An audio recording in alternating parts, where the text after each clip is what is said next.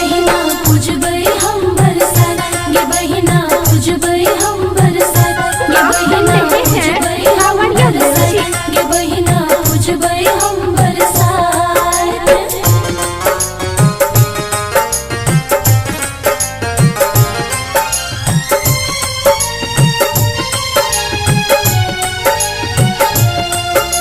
सब पूजै छै मोर गाछ के, सब पूजै छै मोर गाछ के, सब कोई मंगे एही बात, गे बहिना पूजबै हम बरसात, गे बहिना पूजबै हम बरसात।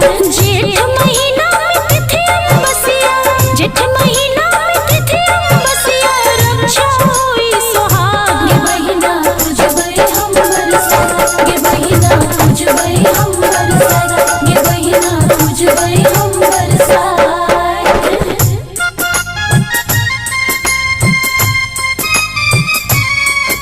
Music by Dilip Savaria.